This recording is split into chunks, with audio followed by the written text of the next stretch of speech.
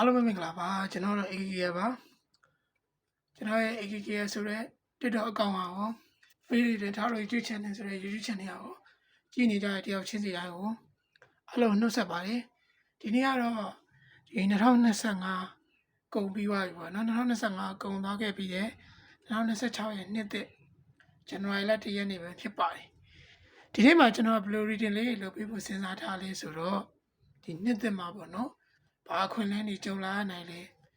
ဘလို့ကံကြမ္မာအခြေအနေရှိလဲဆိုတာကို reading လေးတွေဖတ်ပေးသွားမှာဖြစ်ပါတယ်ဒီ reading ဖတ်တာတွေကတော့အများကြီးပေါ့နော်နှစ်သက်နဲ့ပတ်သက်ပြီးတော့ဒါမဲ့ကျွန်တော်နဲ့ energy ကိုက်မဲ့ထင်တဲ့သူတွေအတွက်ကျွန်တော် reading ဖတ်ပေးသွားမှာဖြစ်ပါတယ်အဲ့တော့ကျွန်တော်နဲ့ energy မကိုက်ဘူးဆိုလဲကြော်သွားလို့ရပါတယ်ပေါ့နော်ဒီ reading မစခင်မှာကျွန်တော်အားလုံးစတောင်းပေးချင်တာလေးတစ်ခုရှိပါတယ်အဲ့ဒါဘာလဲဆိုတော့ကျွန်တော်2025မှာကုသိုလ်တွေအများကြီးလေးပြုခဲ့တယ်အဲ့ဒီပြုခဲ့တဲ့ကုသိုလ်တွေပြုခဲ့ရမှန်ကန်ပါတယ်အဲ့ဒီမှန်ကန်တဲ့အတွက်ကြောင့်အဲ့ဒီမှန်ကန်တဲ့သစ္စာစကားကြောင့်ဒီအားလုံးပေါ့နော်2025နှစ်ဟောင်းနေစားပြီးတော့ဒီရောက်ရှိလာမယ်2026နှစ်သက်မှာစိတ်ချမ်းသာကိုယ်ချမ်းသာပြီးတော့ခက်ခဲမှန်သမျှကြော်လွှားနိုင်ပြီးတော့ခက်ခဲမှန်သမျှကြော်လွှားနိုင်ကစိတ်ညစ်စရာစိတ်ဒုက္ခပြီးမဲ့သူတွေနဲ့မတွေ့ရပဲအေးချမ်းပျော်ရွှင်သောဘဝမျိုးရရှိကြပါစေလို့ကျွန်တော်အနေနဲ့ဆုတောင်းပေးလိုက်ပါတယ်အဲ့တော့ကျွန်တော် reading စဖတ်ရအောင်ကျွန်တော်ဒီဘက်မှာအချိန်နဲ့သိမရဘူးပေါ့နော်အဲ့ဒါကြောင့်မလို့ကျွန်တော် reading ဖတ်မယ်ပုံမှန်လုံးနေကြလို့မျိုးကျွန်တော်ဟောနဲ့မလုပ်တော့ဘူးသုံးကက်မလုပ်တော့ဘဲနဲ့ကျွန်တော်နှစ်ကက်ကိုအဲ့ရပါကျွန်တော် reading ဖတ်ပေးခြင်းတယ်ဆိုတော့အားလုံးပဲ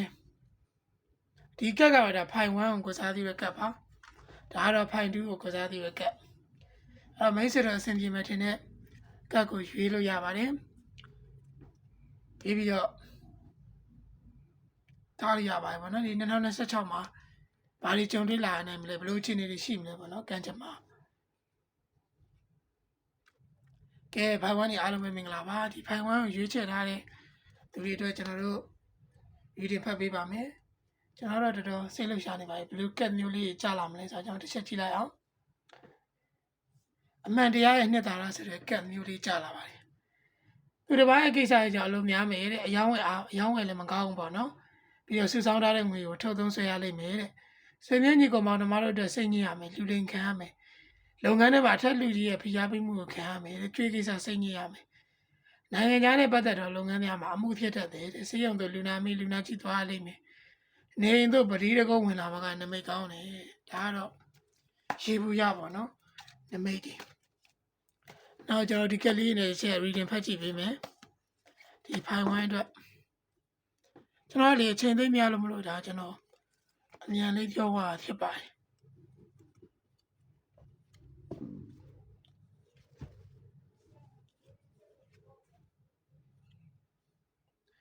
အဲ့တော့ဒီမှာဘယ်လိုဒီကက်ဒီမှာဘယ်လိုပြနေလဲဆိုတော့ဒီလုပ်ငန်းသစ်တွေပေါ်ထွန်းတာမျိုးကျွန်တော်တက်တယ်ပေါ့နော်သားသမီးရဖို့ရည်ရွယ်ထားတဲ့သူတွေလည်းရှိကောင်းရှိလိမ့်မယ်အဲ့လိုလူတွေအနေနဲ့သားသမီးတွေထွန်းကားပြီးတော့ခရီးကောင်းတွေထွားရလိမ့်မယ်ပြီးရင်စမ်းသစ်တည်ထွင်မှုတွေပြုလုပ်ရလိမ့်မယ်လုပ်ငန်းသစ်တွေနဲ့ပတ်သက်ပြီးတော့စမ်းသစ်တည်ထွင်မှုတွေပြုလုပ်ရတာပုံစံမျိုးတွေ့ရတယ်အမွေရဖို့ရည်ရွယ်ထားတဲ့သူတွေအမွေနဲ့ပတ်သက်ပြီးတော့ဒီအမှုကိစ္စရင်ဆိုင်ထားတဲ့သူတွေတော့ energy ရတယ်ပေါ့နော်အမှုကိစ္စရင်ဆိုင်ထားတဲ့သူတွေအနေနဲ့ဒီအမွေတွေပါရပြီးတော့ရရတယ်မယ်ပြီးလူငယ်တွေအနေနဲ့ပေါ့နော်ဒီအနုပညာလုပ်နေတဲ့လူတွေအနေနဲ့ကအနုပညာမှာစမ်းပွင့်ပြီးတော့စမ်းပွင့်ရတဲ့ပေါ့နော်နေ့အစပိုင်းမှာစွမ်းသားတော့စီးပွားရေးလုပ်ငန်းတွေအောင်မြင်ပြီးတော့ဒီနှစ်အလယ်ပိုင်းရောက်တဲ့ခါကျရင်တော့စွမ်းသားတဲ့လုပ်ငန်းတွေမအောင်မြင်တာမျိုးတွေတွေ့ရပါတယ်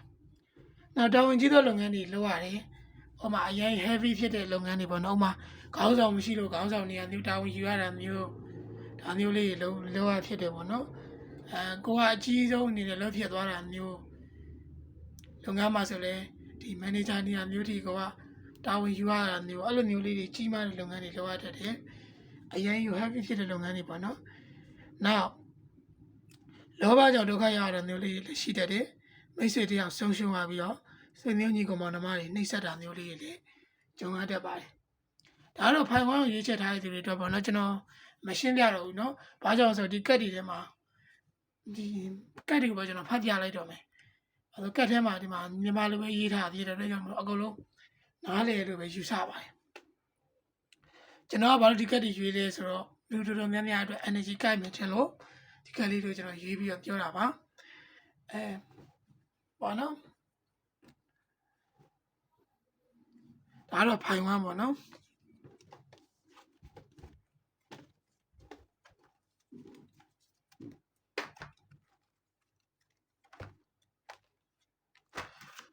ကတော့ကျွန်တော်ဖိုင်2ပေါ့နော်ဒါကတော့ဖိုင်2ကိုရွေးချယ်ထားတဲ့သူတွေအတွက်ကျွန်တော်တို့ကြည့်ကြမယ်ပေါ့နော်